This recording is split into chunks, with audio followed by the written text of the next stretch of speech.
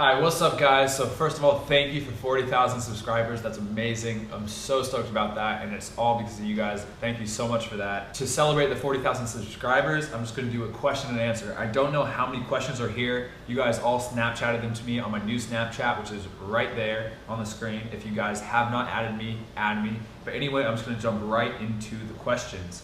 Oh, by the way, I'm about to go lift, so that's why I'm wearing this.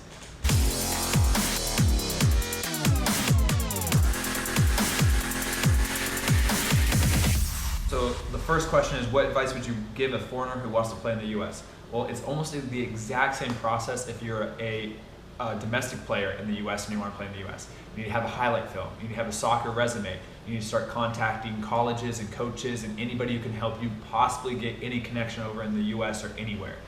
The only difference with a foreigner is that you can also contact foreign agencies that can help you come over to the US and connect you with colleges.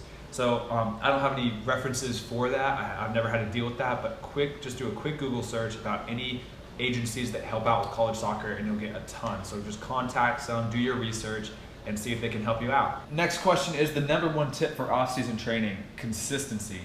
It honestly doesn't matter what your training looks like. You know, it can be great training, it can be mediocre training, it can be honestly bad training. But as long as you're consistent with it and you do it for your entire off season, every single day, or like 5 or 6 days out of the week, you're gonna improve a ton. What hurts players is that when they go and they train like 3 days a week, and then the next week they don't train. The week after that they train once. The week after that they train 5 times. The week after that they don't train. That consistency, not having that consistency, is killing them in their off season.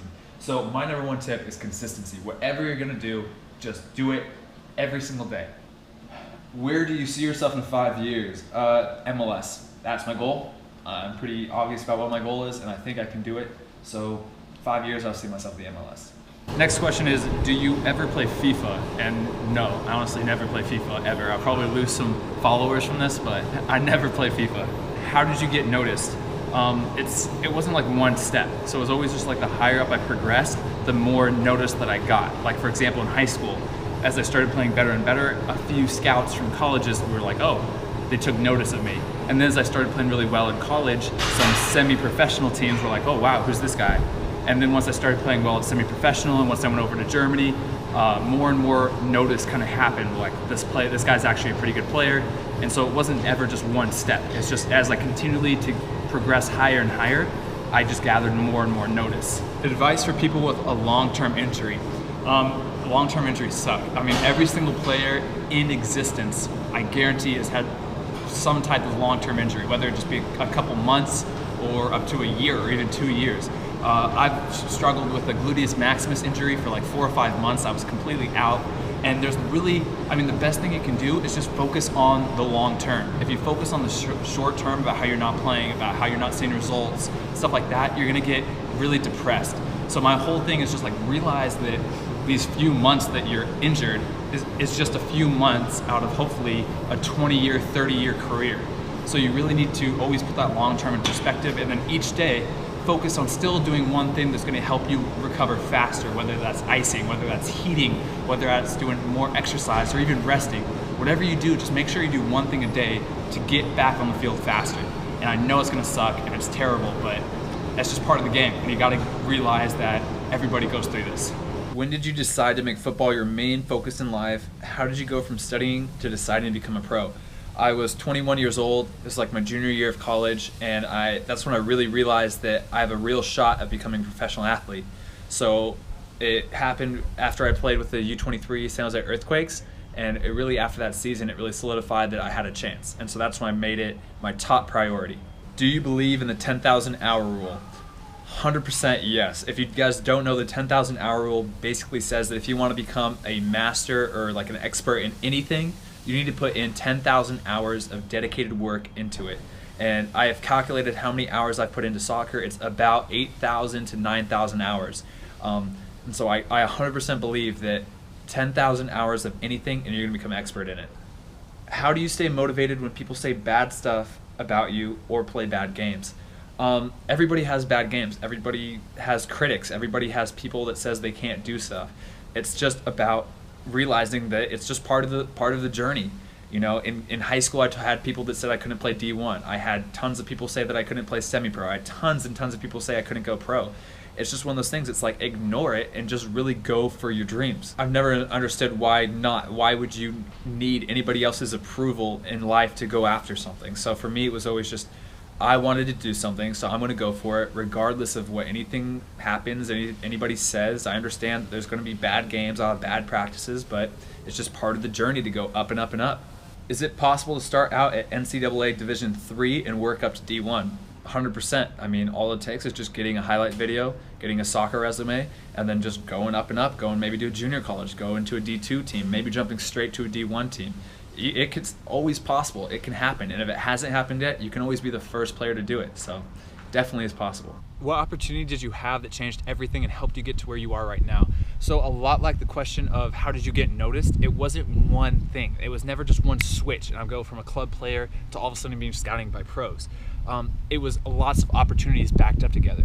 For example, junior year, I went from being a B team player. I had the opportunity to finally get on the A team, and that opportunity, I went from on the A team, I became the captain, I became the leading scorer, I became that opportunity to be on the A team really helped kickstart my club career, and it started getting me scouted for college. Getting scouted for college, that opportunity and playing on a D1 professional, or not D1 professional team, a D1 collegiate team, that opportunity there and getting into the starting lineup early allowed me to really kickstart my collegiate career. And I started scoring more and more goals. I started really getting noticed. And then that opportunity, being allowed to play in a Division I setting, really gave me the opportunity of being seen in front of scouts and even semi-professional teams. That opportunity to play in the semi-professional setting, to learn from there, to play in almost that pro atmosphere, getting to play in front of professional scouts, professional teams, etc., allowed me to really get some good connections in order to get into Sac Republic. And Sac Republic, being able to train with them for that 2015 season, opened up tons of doors. And that allowed me to meet Ivan Merkovich. And allowing to meet Ivan, he was the one who really suggested my name for the OC Blues. So it was just all little things. And the opportunity to go to Germany only happened because I was doing so well in the semi-professional teams. So it's like, it's just baby steps, baby steps. It's not like, oh, I'm playing club and then one tournament, one game, one opportunity. I sound like Eminem. One opportunity never led me to all of a sudden becoming a pro. It was slowly, an incremental thing. So when people say, how do I become a pro? It's not like, this is what you need to do. It's just like, just keep training and keep progressing, step by step, up and up and up. And that's how you become a pro. If you weren't a pro soccer player, what would you be? I'd probably be doing something like film. I really like doing movies like this, little videos. I probably would do something along the lines of math or financials. I honestly don't know, but I'm definitely doing my passion. I love making videos and I love playing soccer. So I'm combining those two to do what I'm doing with Become Elite and playing pro.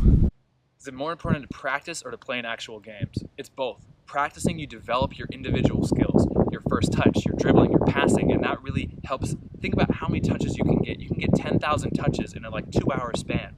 In games, you're not going to get 10,000 touches. You might not even get 100 touches. But at the same time, in games, you're working on action movements, you're working on team play, you're working on stuff that's game realistic.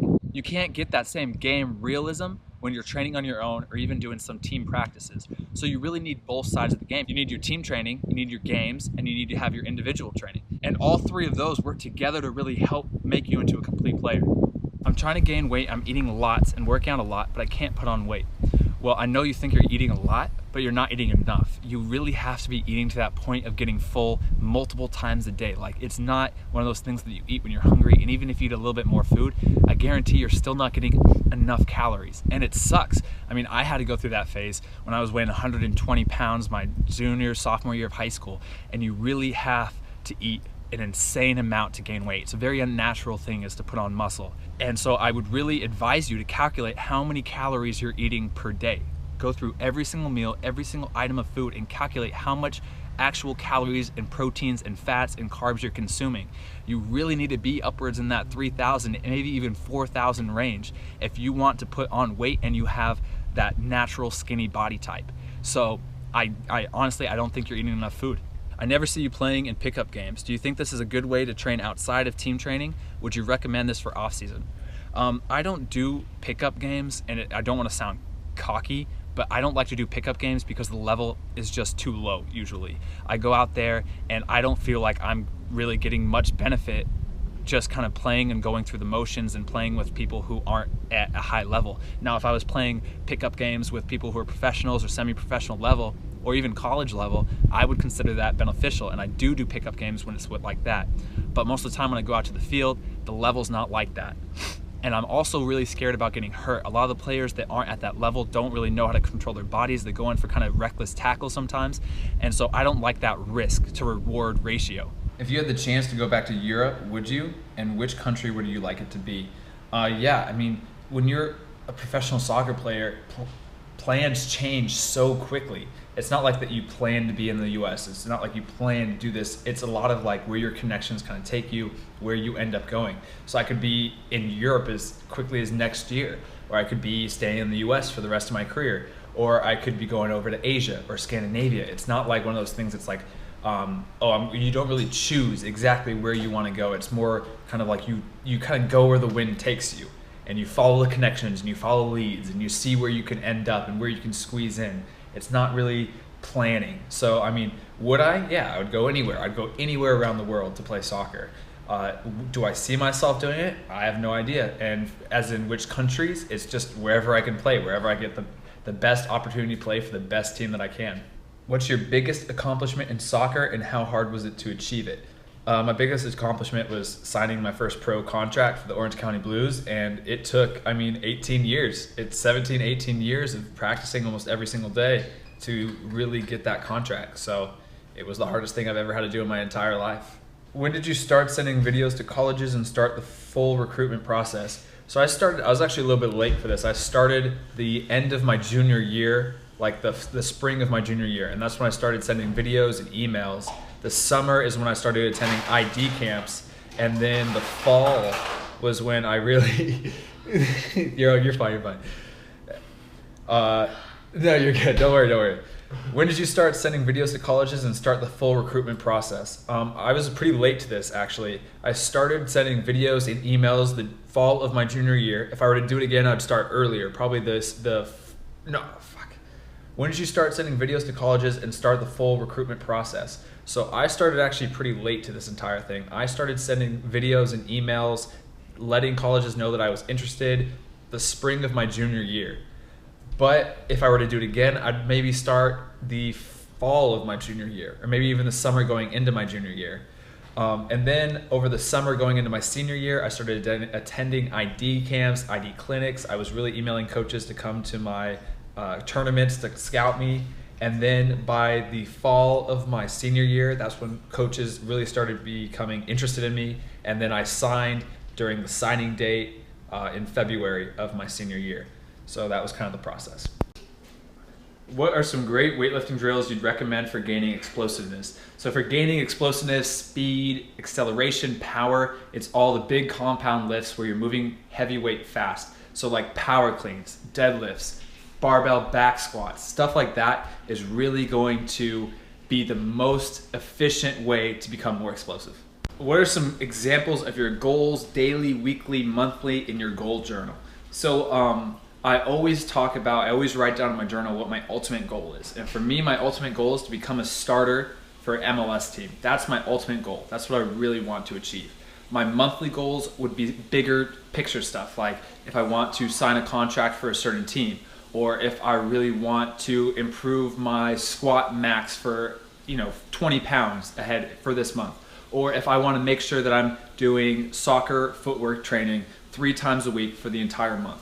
That would be goals that you can really track, goals that I can check off at the end of the month and really make sure that I did it.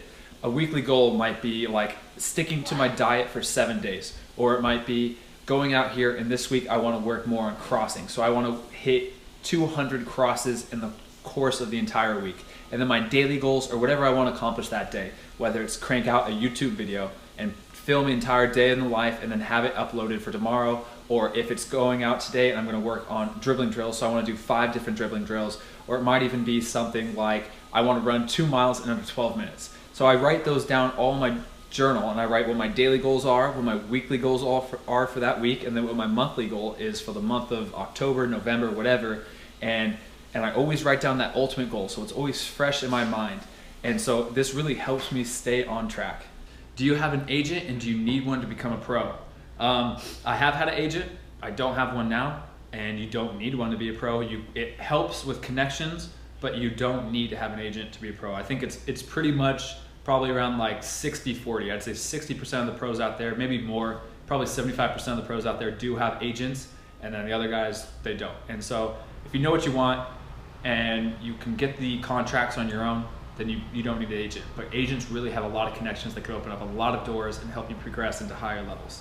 What is your goal from now until the end of 2016? My goal is all off-season related goals. So I'm gonna talk about that a ton in my off-season series, but pretty much it's just to remain healthy, get stronger, get faster, and get way, way more technical for the 2017 USL season. Can you give advice to current community college players looking to transfer to a four-year university? So my advice is the same pretty much as if you want to just go straight into a four-year university. You have a good highlight film, you have a good soccer CV, and then you just need to start emailing coaches, different colleges, whatever you want to do, you need to start emailing them right away and getting on their radar. And then just stick with it, see who's interested, and follow up on the coaches that you think are the most interested to have you. Favorite pregame meal? I like chicken, rice, and then some veggies. So it's light, it has a lot of carbs, a lot of protein, fats. It's a really good meal for me that I like to have like about 4 hours before the game. What is your plan gonna be once you retire? What do most pros do? My plan, it's like, hopefully it's a long ways away. Hopefully I can continue to play soccer for another 8-10 years. However, my plan after that is I wanna open up some type of training facility, maybe become a coach at some sort of level. I'm not sure yet. I'm really kind of just focused on doing what I'm doing right now. What do most pros do? It's really ranges a lot. Some pros go into the corporate world, some become agents, some become coaches. It's really just whatever they want to do. Here's a good question. Would you take a substitute role in a top class team or a better team, or would you take a starting role in a lower ranked team? That's a hard one, and I've done both different times. I've gone on the B team and I was the star, and I've gone up to the A team or to different teams where I have to really work my way in the starting lineup. And I've also just been a training practice player where I just train. I don't play in any games with like Sac Republic like a year ago. And I've gone to teams like in Germany where I really felt like I was one of the better guys on the team. So there's pluses and minuses to both. And it's really, my whole advice is go to where you think you're gonna develop the most. If that top class team is allowing you to train and their trainings are phenomenal and you can learn a ton from the players, it might be worth it to take that year of not playing in games or a season not playing in games and learning. But at the same time, if they don't have the best training or they don't incorporate you in all the drills, then it might not be worth it. And the other way around, if the training at the lower class or the lower ranked team isn't very good and you don't feel like you're developing your game, but you get a lot of playing time, it might not be worth it. But if the training's good and you feel like all this extra game time is really going to improve you, and that's what you need is game time, game time, game time. You need to get better film, do stuff like that. It's worth it. So both are worth it. I've done both. It really is just going with your gut. Coolest place you've ever played soccer?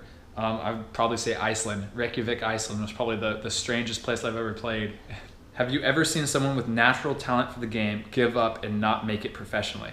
Yeah, 99% of the players that I played with growing up, I was, like I've always say, I was one of the bottom players on every single team I was joining.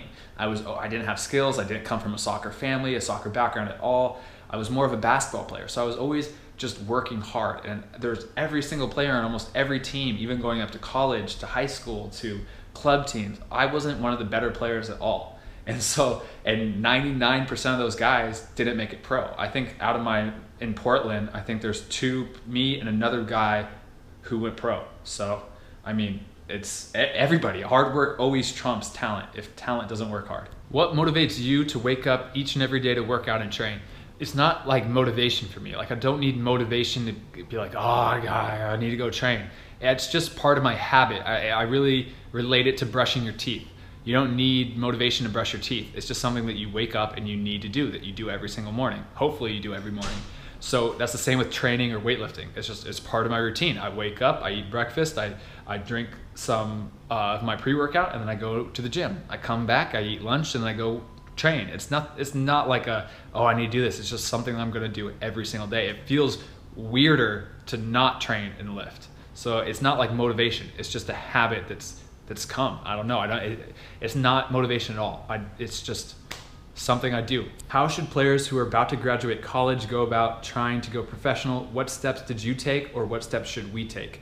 The number one thing is networking. So talk to your college coaches about maybe any scouts, any agents, anybody that they know, or even they themselves, if they can help you go into the professional world. Start talking to old alumni teammates. Start talking to old coaches. Literally talk to every single person that has any connection with soccer and see if they have any connection from them or a friend of a friend that can get you to a team. For example, Germany for me, it was my U13 coach. I was talking to him, and he has a friend who was German. His friend is the one who I really got in contact with, and he brought me over to Germany and got me all those trials. And so that's how it is. It's networking. It's never just, or it's rarely where you just get drafted and you go straight into a team. That's the top of the top. But if you're not going to be drafted, or you're not at the top of the top, being elite, like recruited straight out of college, then you really need to network and really chase after every opportunity that comes. You also need to have a good soccer highlight video and a soccer CV.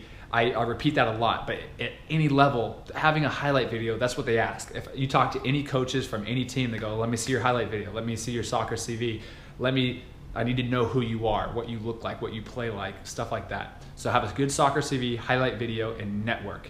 And then just don't ever think that any opportunity is below you. To go and chase after everything. Even if if you have to play PDL for 2 years, or you need to make a connection, if you have an opportunity to play in like a little test game, try combines, do everything, because you never know which route is going to lead to that pro contract. How many hours do you train, lift, and run a week? I train probably for about an hour and a half, 6 days a week in off season. So 6 times 1.5 is 9 hours a week of solo individual training. This is all off-season numbers. Lift, I do about an hour a day, 5 days a week, so 5 hours a week of that. And then running, I'd say probably like just 2 hours a week in off-season, and I ramp it up closer when it gets closer to the preseason date. So it comes out to about, I don't know, just under 20 hours a week of training, working out. Are you planning to return to Davis to finish your degree? Maybe one day. For me, it's right now I'm just going to chase after soccer for as long as I can, and then I'm going to try to become elite, do some options, maybe coaching. But if I need to, or I feel like it would help me with anything, I probably would go back. But I'm not really thinking about that. Right now, I'm just 100% focused on become elite and becoming the best professional soccer player I can. I'll think about going back to school when I need to. What was your biggest struggle in soccer growing up? I've had a lot, but I'd say the biggest one is just being kind of underrated everywhere. I went from B team, and I had to work myself up to the A team in like 3 different teams.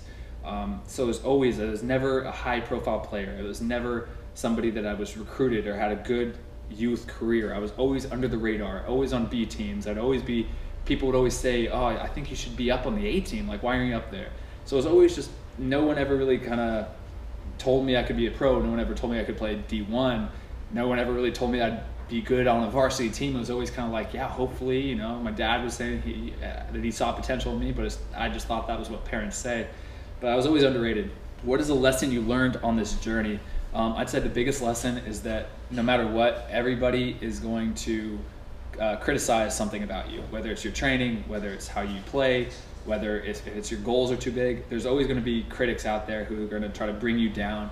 And the best thing to do is just to realize that they're out there and they exist. And so you just need to believe in yourself, believe that what you're doing is worthy, and just really go for your dream, because there's going to be people who tell you that you can't do it or you shouldn't do it, no matter what in life, whether it's trying to make varsity, whether it's trying to play college, whether it's trying to play semi-pro or pro, or start a YouTube business or whatever. People are going to tell you that you can't or that you shouldn't.